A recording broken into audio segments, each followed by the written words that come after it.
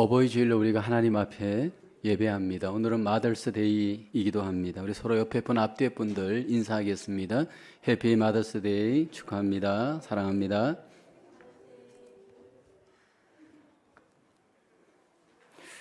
오늘 어버이 주일을 맞이하여서 예배하시는 모든 성도 여러분 가정 가운데 주님의 은혜와 평강이 넘치시기를 주님의 이름으로 축복합니다. 1970년대 또 80년까지 한 10년 동안 미국에서 유명하였던 TV 가족 드라마가 있었습니다. 그 이름이 월튼네 사람들. 미국 CBS에서 방영이 되었고 영어 이름은 더 월튼스. 아마 50대 이상 되신 분들은 그 드라마를 보신 분들이 있을 겁니다. 미국에서도 한국에서도 굉장히 인기가 좋았던 TV 가족 드라마였습니다. 어렸을 적 저는 이 드라마를 집에서 이제 TV로 보면서 미국을 막연히 동경했던 적이 있었습니다. 그 드라마에서는 넓은 잔디밭에 집을 배경으로 하여서 3대가 모여 사는 가족 이야기입니다. 할아버지, 할머니, 아버지, 어머니, 아이들, 대가족이 일상을 살아가는 내용이 그 드라마의 내용이었습니다. 그 장면 중에 기억나는 내용은 항상 이렇게 식탁의 테이블을 중심으로 온 가족이 둘러앉아 대가족이 함께 식사를 합니다. 그리고 그 식사 가운데 가족의 여러 가지 문제들이 대화를 통해서 이야기가 되어집니다. 그 드라마를 통해서 제가 느낀 것은 미국이라는 나라도 여전히 부모에 대한 자녀들과의 관계가 존경이 있고 공경이 있는 가족이다라는 것을 그 드라마에서 느꼈습니다.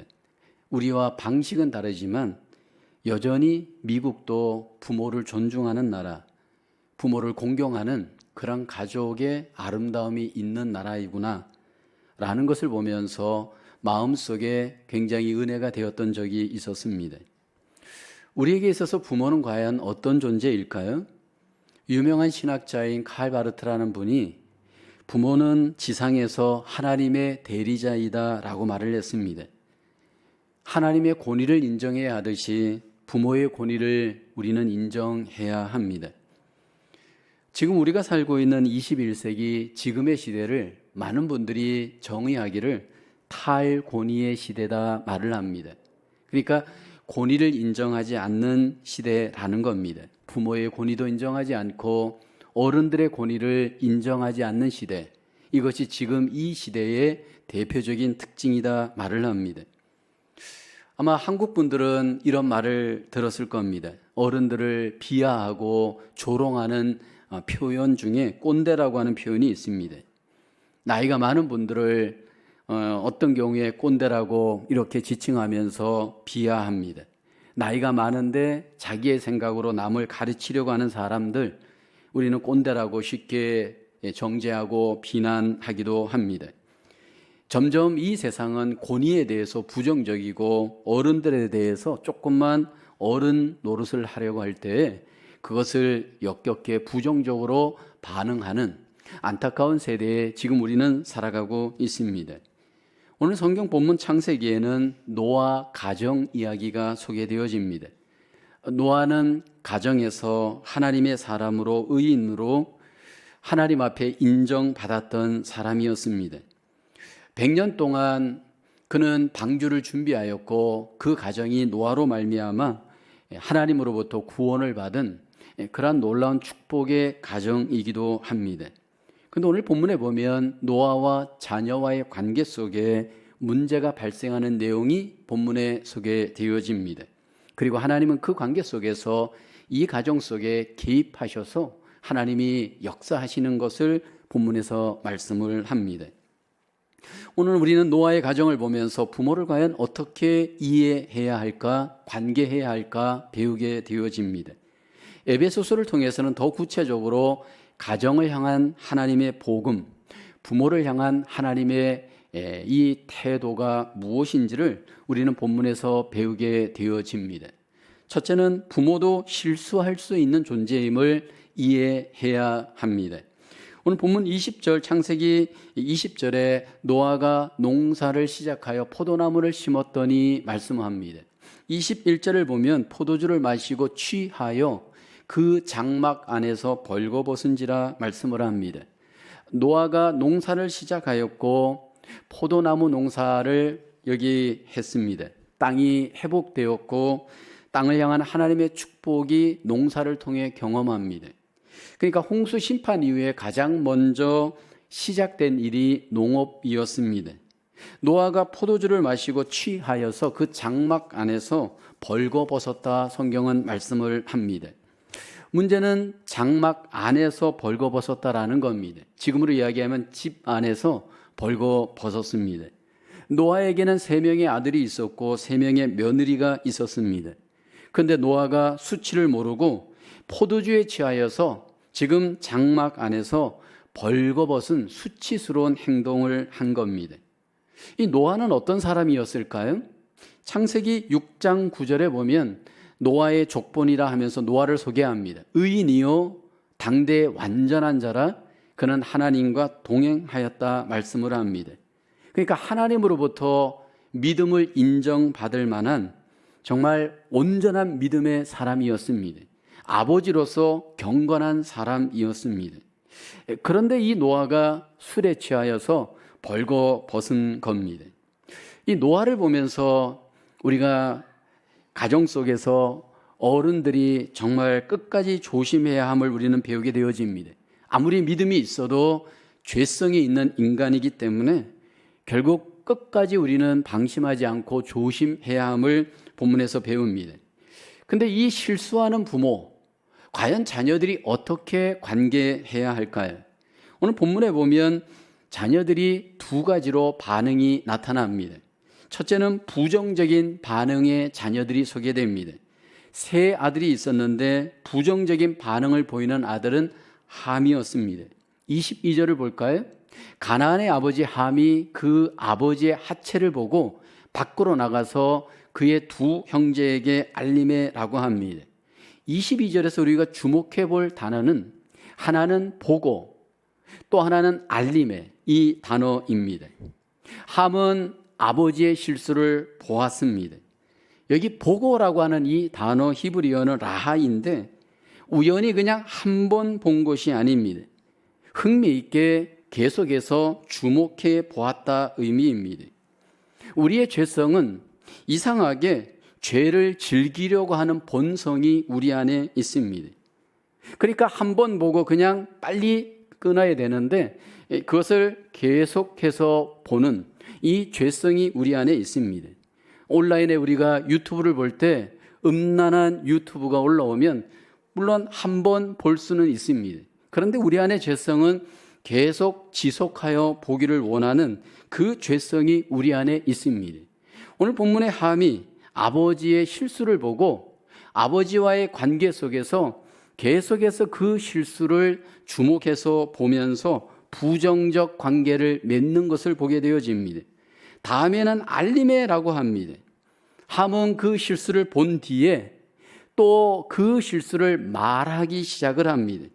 아버지의 넘어진 모습, 실수하는 모습을 보고 난 뒤에 그것을 흉을 보기 시작을 한 겁니다. 다른 형들에게 그 흉을 입으로 알립니다. 그로 인해서 그 실수가 결국 다른 사람들에게도 죄를 짓게 하는 죄의 기회를 주게 되어집니다. 지금까지 아버지는 너무나도 경건하였고 믿음이 좋았고 하나님 앞에 인정받는 아버지였습니다. 그런데 어쩌다가 한번 술을 먹고 하체를 벗고 실수하였습니다. 그 아버지의 실수 허물을 이 아들 함은 그냥 넘기지를 않습니다. 그것을 부정적으로 말하고 비판한 겁니다. 여러분, 우리가 인생을 살면서 이 비판이라고 하는 주제 앞에 정말 우리는 조심해야 합니다. 예수님께서 마태복음 7장 2절에 말씀을 합니다. 너희가 비판하는 그 비판으로 너희가 비판을 받을 것이요 너희가 헤아리는 그 헤아림으로 너희가 헤아림을 받을 것이니라 말씀을 합니다. 비판의 문제가 무엇일까요? 자신을 바라보지 못하고 남만 바라보면서 정죄하는 태도입니다. 여기 함이 아버지를 바라보면서 그 실수하는 모습을 바라보면서 아버지를 비판하였습니다. 하나님이 기뻐하지 않는 태도입니다. 부모와의 관계에서 허물이 드러날 때, 실수가 드러날 때 정죄하려고 하는 자녀의 태도, 하나님이 기뻐하지 않습니다. 두 번째는 노아의 범죄에 대한 긍정적인 아들들의 태도입니다. 본문의 셈과 야벳의 태도를 한번 볼까요? 23절입니다. 셈과 야벳이 옷을 가져다가 자기들의 어깨에 메고 뒷걸음쳐 들어가서 그들의 아버지의 하체를 덮었으며 그들이 얼굴을 돌이키고 그들의 아버지의 하체를 보지 아니하였더라. 이 행위 중에 두 가지의 단어를 우리는 주목할 필요가 있습니다. 하나는 어깨에 메고라고 하는 단어이고 또 하나는 덮었다라고 하는 단어입니다. 여기 옷을 취하여 어깨에 메고라고 합니다. 여기 어깨에 메었다라고 하는 이 태도는 어떤 태도일까요? 이스라엘 백성들이 광야에서 하나님의 법궤를 어깨에 메었습니다. 이 어깨에 맨다는 것은 봉사하는 태도이고 겸손의 태도이고 섬기는 태도를 보여줍니다. 우리가 인생을 살아갈 때 그 사람의 영성, 그 사람의 내면이 자세를 통해 다 나타납니다. 그 사람이 어떤 자세를 취하는가를 딱 보면 그 사람의 내면의 현 주소를 어느 정도 알 수 있습니다. 그런데 이 셈과 야벳은 비록 아버지가 실수했지만 여전히 아버지를 높이는 태도, 아버지를 섬기는 태도, 아버지의 권위를 인정하는 태도입니다. 그리고 한 걸음 더 나아가 덮어주려 하였습니다. 여기 아버지의 그 하체를 보지 않으려고 뒤로 돌아갔고 아버지의 하체를 덮습니다. 왜요? 아버지를 사랑하고 아버지를 존경하기 때문입니다. 아버지가 허물이 있지만 여전히 아버지로 존경하고 아버지를 높이는 그의 태도가 허물을 덮는 모습으로 나타났습니다. 이것이 하나님이 기뻐하는 우리의 모습, 자녀들의 모습입니다. 우리의 가정에서 우리의 자녀들이 먼저 부모들의 허물을 덮어줄 수 있어야 합니다. 물론 우리 부모들이 먼저 자녀들을 허물을 덮어주고 사랑으로 키웠습니다. 이제 자녀들에게 필요한 것은 이 부모들의 허물이 나타난다 할지라도 그 부모들의 허물을 정죄하고 비판하기보다는 먼저 덮어주는 겁니다. 덮어주는 것이 하나님이 기뻐하는 태도입니다. 그런데 여러분, 많은 경우에 우리는 함과 같이 비판하고 정죄하려고 하는 태도를 가질 수 있습니다. 사실 저도 사춘기 때 부모와의 관계 속에 이런 모습이 있었습니다. 어느 날 어머니가 저를 데리고 전기밥솥 가게를 가자고 했습니다. 그래서 그 가게를 밥솥을 갖고 제가 따라갔습니다. 근데 그 가게 갔더니 그 밥솥을 새 것으로 교체하려고 하였습니다. 근데 그 밥솥은 이미 풀었고 사용했던 밥솥이었습니다. 그 당시에 대원 전기밥솥 아시는 분들은 알 거예요. 굉장히 유명했습니다. 그러면서 반환을 요구했습니다. 그러자 주인이 딱 보더니 이거 쓴 거기 때문에 반환이 안 된다고 했습니다. 근데 어머니 말씀이 이것은 뜯기는 뜯었어도 사용하지 않았다라고 거짓말하셨습니다. 제가 사용한 걸 받고 거기에 밥도 먹었는데 어머니 사용하지 않았다는 겁니다. 옆에서 저는 그 모습을 보고 그 말을 들으면서 굉장히 내면에 이게 굉장히 상처가 되었습니다. 결국은 새 것으로 교체하여 집으로 돌아왔습니다. 그러나 내 안에서는 왜 어머니가 저랬을까? 늘 정직하라고 나에게 말했고 정직하셨던 분인데 마음에 큰 실망이 생기고 상처가 되었습니다. 근데 그 실망감과 상처가 20대까지는 잘 덮어주지를 못했습니다. 30대가 되어서 아기를 낳고 어머니, 아버지의 역할을 내가 이제 부모로서 하면서 이해가 되었습니다. 아, 부모도 실수할 수 있구나. 부모도 불완전한 인간이기 때문에 분명히 그렇게 실수할 수 있는 존재인 것을 이해하게 되었습니다. 여러분, 우리의 가정에서 우리의 부모들을 우리가 먼저 이해하길 원합니다. 실수가 나타나고 허물이 나타날 때 부모들이 지금까지 나를 덮어주고 사랑으로 키워주신 것처럼 이제는 돕고 사랑으로 관계할 수 있는 우리의 자녀가 되어야 합니다. 완벽하기 때문에 우리가 관계하는 것이 아닙니다.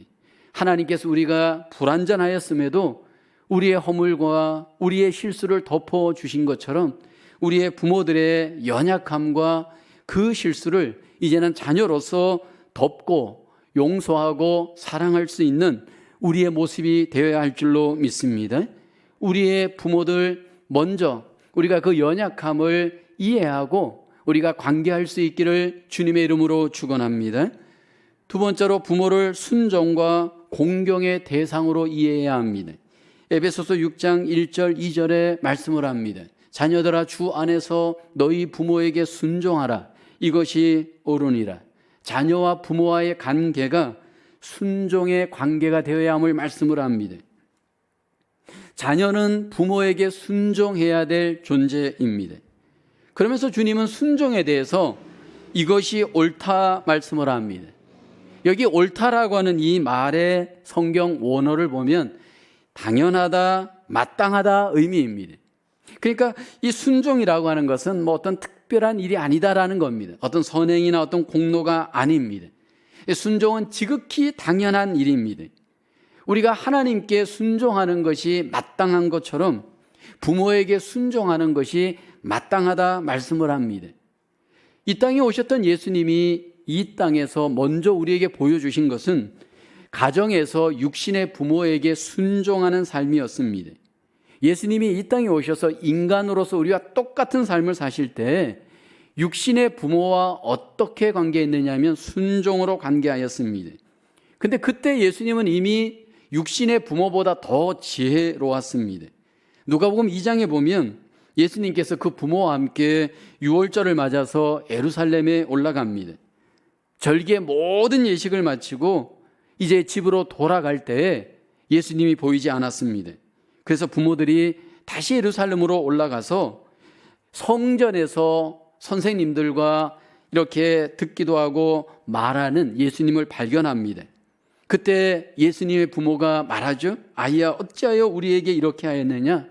보라 내 아버지와 내가 근심하여 너를 찾았노라. 예수님에게 말합니다. 그때 예수님이 말씀을 하죠. 어찌하여 나를 찾으셨습니까? 내가 내 아버지 집에 있어야 할 줄을 아시지 못하였습니까? 그러면서 말을 하고 그리고 난 뒤에 예수님이 이제 집으로 돌아옵니다. 돌아오고 난 뒤에 예수님이 그 본문 속에서 우리에게 말씀하시는 핵심적인 성경이 있습니다. 누가복음 2장 51절입니다. 예수께서 함께 내려가서 나사렛에 이르러 순종하여 받드시더라. 그 어머니는 이 모든 말을 마음에 두니라. 이미 예수님은 공생애 시작하기 전 어릴 때부터 지혜로웠고 그리고 자신이 어떤 존재인지를 이미 알고 계셨습니다. 그런데도 불구하고 예수님이 그 부모와의 관계 속에 보여주신 것은 순종이었습니다. 어떤 순종이었느냐 하면 순종하여 받드시더라 성경은 말씀을 하고 있습니다. 이 순종하여 받드시더라 이 성경의 원어를 보면 constant obedience, 그러니까 지속적인 순종을 행하였다라는 겁니다. 단회적인 한 번의 순종이 아니고 예수님께서 어릴 때부터 부모와의 관계 속에서 지속적으로 부모와 관계할 때 순종의 관계를 맺었습니다. 여러분 우리가 가정에서 어릴 때부터 부모와 순종의 관계를 맺는 사람이 나중에 보면 순종의 삶을 살 수 있습니다. 우리 인생의 대부분의 문제는 순종에서 결정됩니다. 직장에 가도 순종의 문제가 걸립니다. 교회에 가도 순종의 문제가 걸립니다. 서로의 상호관계에 있어서 순종의 문제가 걸립니다. 그런데 부모의 권위에 순종하는 법을 가정에서 잘 배운 사람이 결국은 나중에 보면 권위 앞에 순종하는 법을 배웁니다. 이 권위 앞에 순종하는 것은 하나님의 뜻입니다. 그런데 이 시대는 권위 앞에 순종하는 것을 싫어합니다. 거역합니다. 여러분 디모데후서 3장 1절 2절에 우리에게 경고하죠. 너는 이것을 알라. 말세에 고통하는 때가 이르러 사람들이 자기를 사랑하며 돈을 사랑하며 자랑하며 교만하며 비방하며 부모를 거역하며 감사하지 아니하며 거룩하지 아니하며 한마디로 얘기하면 이 세상의 풍속, 이 세상의 중요한 트렌드는 불순종이에요. 특별히 관계에 있어서 권위에 대해서는 대적하고 거역하고 불순종하는 것, 이것이 이 세상의 죄의 특징입니다. 그런데 자녀로서 부모에게 순종하는 것, 이것이 하나님이 원하는 트렌드입니다.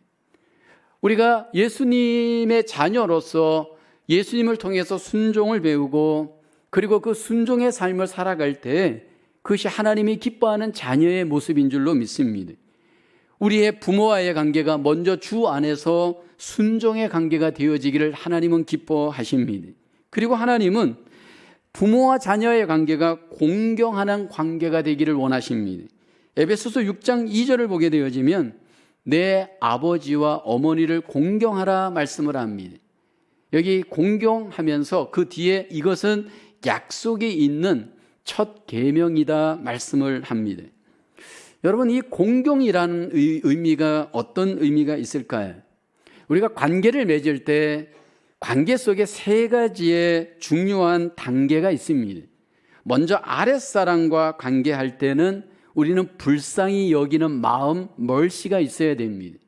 그 다음에 동등한 관계에 있는 사람들과는 친교하는 프렌드십이 있어야 됩니다. 그러나 윗사람하고 관계를 할 때는 리스펙의 단계가 우리에게 요구되어집니다. 이 공경이라고 하는 단어는 영어 단어로는 리스펙이지만 히브리어를 보게 되면 카베드입니다. 무슨 의미냐면 무겁다, 무게를 둔다 의미입니다. 이 부모와의 관계에 있어서 공경하다라는 이 의미는 부모의 무게를 인정하는 관계입니다. 부모의 관계 속에서 그 부모의 무게를 인정하지 않으려고 하는 사람들이 있잖아요. 마치 내가 내 인생을 살아가는 것처럼 부모를 가볍게 여기는, 무시하는 태도가 있습니다. 왜 우리가 부모를 공경해야 할까요? 부모는 하나님의 생명의 대리자입니다. 부모를 통해 생명이 왔고 부모를 통해서 양육되었기 때문입니다. 그래서 하나님은 명령합니다. 하나님이 우리를 창조하였기 때문에 하나님을 경외하라 명령하고, 부모를 통해 생명이 왔기 때문에 우리는 부모를 향해서 공경하라 하나님이 명령을 합니다. 이 공경한다라는 것은 구체적으로 어떻게 우리가 액션을 취하는 것일까요? 부모를 존경하면서 그 마음으로부터 부모를 이렇게 높이는 행위입니다. 이 공경의 반대는 소홀히 여기는 것이고 무시하는 태도입니다.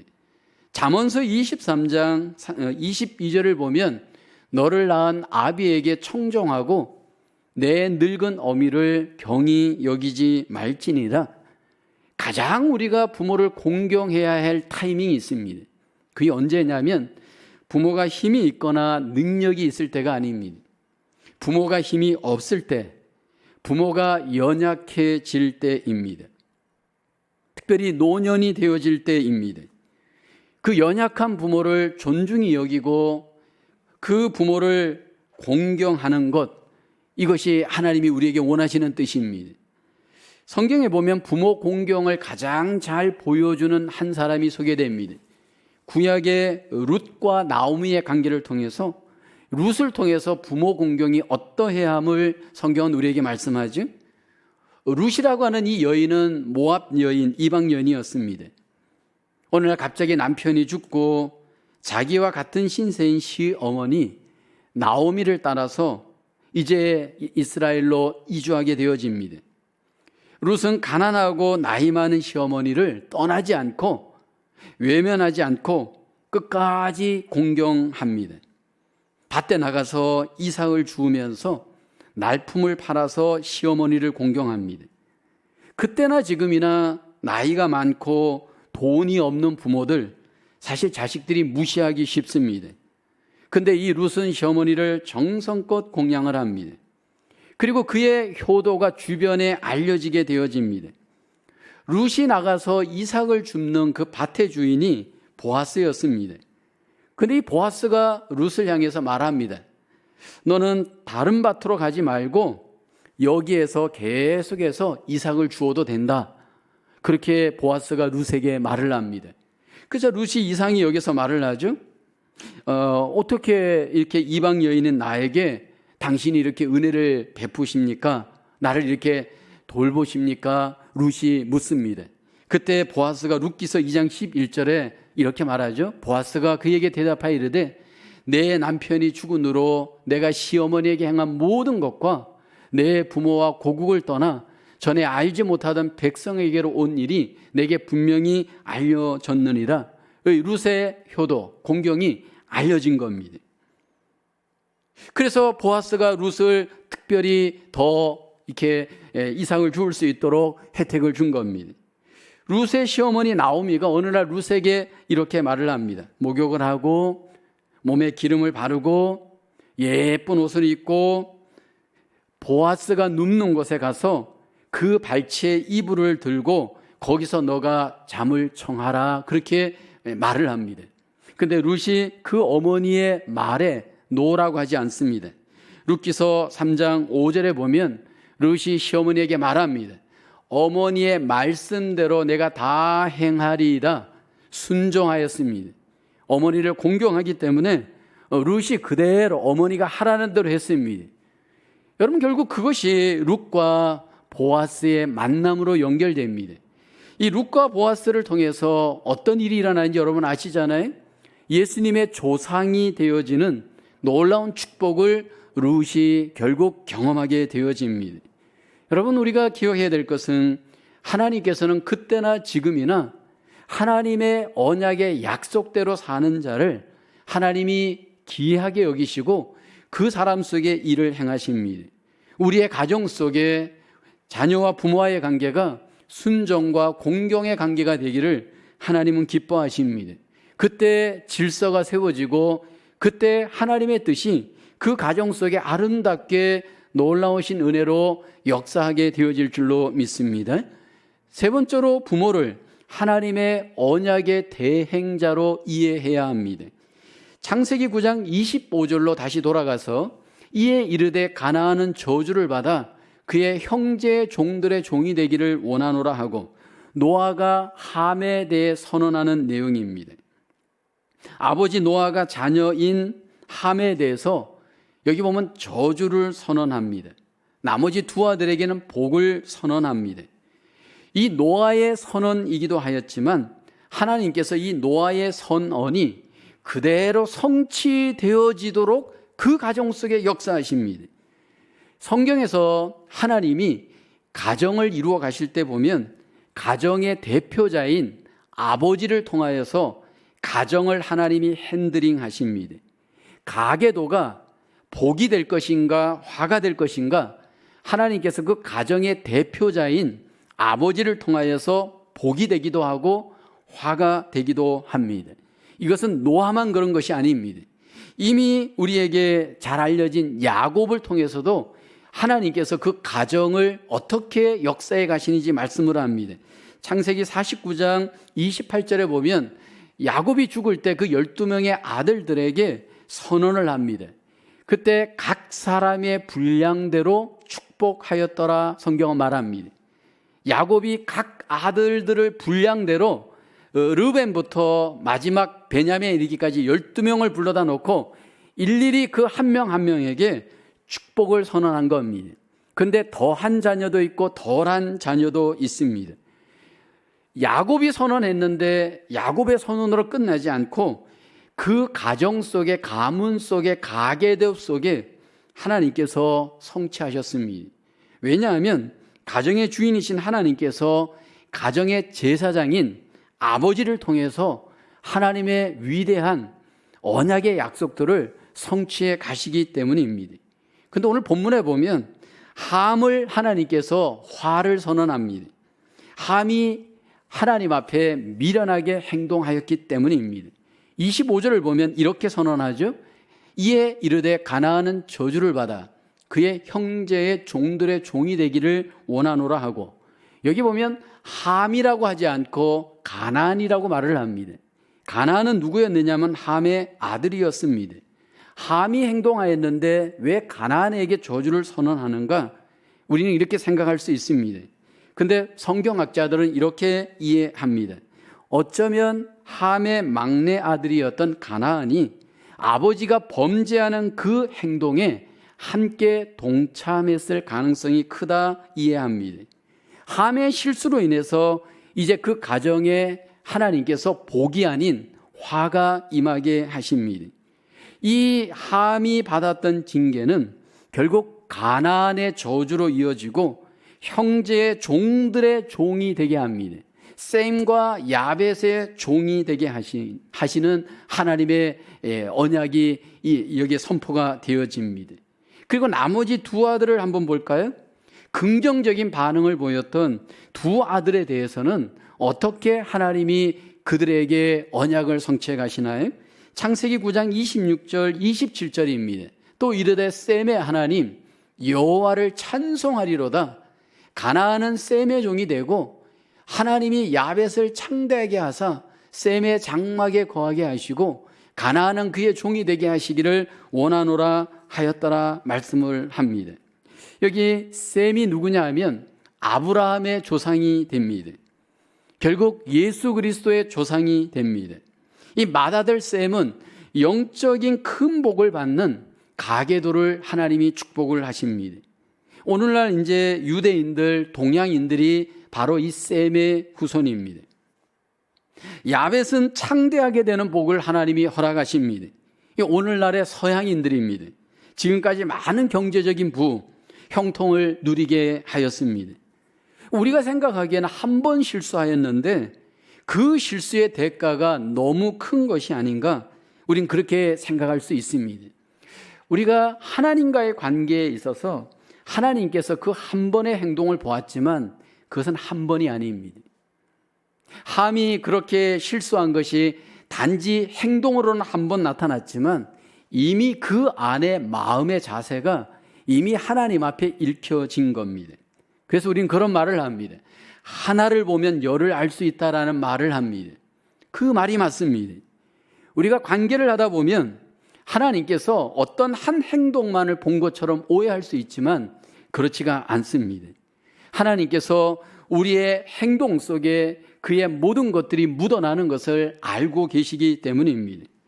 하나님께서 부모와의 관계 속에서 여기 관계를 잘하는 자들에게 주시는 축복의 약속이 에베소서에서 우리에게 복음으로 여기 소개됩니다. 에베소서 6장 3절에 보면 이로써 내가 잘 되고 땅에서 장수하리라.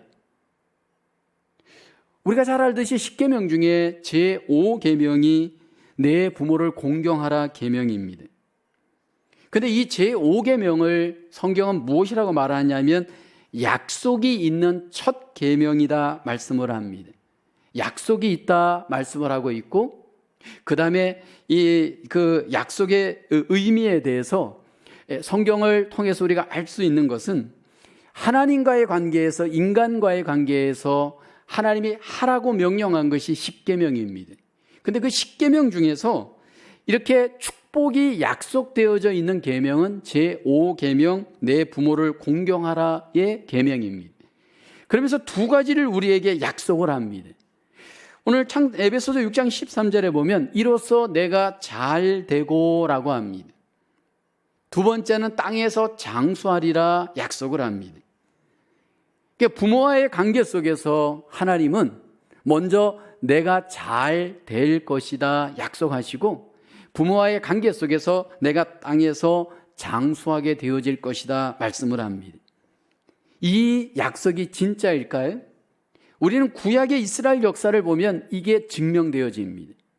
부모와의 관계 속에서 하나님이 기뻐하시는 순종과 공경의 관계를 가졌던 자들에게 하나님께서 주시는 축복이 땅에서 잘 되고 땅에서 장수할 수 있도록 하나님이 역사하십니다. 하나님께서 언약하신 것을 하나님의 그 언약의 약속을 경험할 수 있도록 하나님이 가정 속의 복으로 함께하여 주시는 줄로 믿습니다. 부모는 누구일까요? 비록 연약함이 있고 부족함이 있음에도 불구하고 하나님께서 허락하신 하나님의 대리자입니다. 그러므로 그 실수와 그 연약함에도 불구하고 허물을 덮고 하나님 앞에 관계할 수 있는 하나님의 귀한 대리자인 줄로 믿습니다. 한 걸음 더 나아가 적극적으로 순종하고 공경함으로 부모와 관계하기를 하나님은 기뻐하십니다. 그때 땅에서 잘 되고 하나님이 주시는 장수의 복으로 하나님이 성취하는 놀라운 복을 경험하게 될 줄로 믿습니다. 우리의 가정이 하나님의 복을 경험하시는 그 언약의 축복이 가문 속에, 가계도 속에 아름답게 경험되어져 하나님께 영광이 되어지기를 주님의 이름으로 축원합니다. 기도하겠습니다. 하나님, 우리에게 부모를 허락하시고 하나님의 귀한 언약으로 우리에게 말씀하셨고 그 언약에 우리가 순종하고 하나님 앞에 이 모든 말씀대로 살았을 때 우리에게 놀라운 복으로 하나님 은혜 베풀어 주심을 감사합니다. 우리의 가정들이 언약의 가정으로 하나님의 그 언약의 축복을 누려가는 하나님의 귀한 복의 가정들 되게 하여 주시옵소서. 우리의 자녀들이 부모와의 관계가 회복되게 도와주시고 순종과 공경으로 하나님의 뜻을 이루어가는 자녀들 되게 하여 주시옵소서. 잘 되고 땅에서 하나님이 주시는 그 생명의 복을 우리의 가정, 가문이 누릴 수 있도록 하나님 축복하여 주시옵소서. 어버이 주일을 맞이하여서 가정들마다 더욱더 하나님의 은혜 안에서 하나님의 놀라우신 복이 경험되어지는 놀라운 가정들로 세워져 갈 수 있도록 하나님 축복하여 주시옵소서. 예수님의 이름으로 기도하옵나이다. 아멘.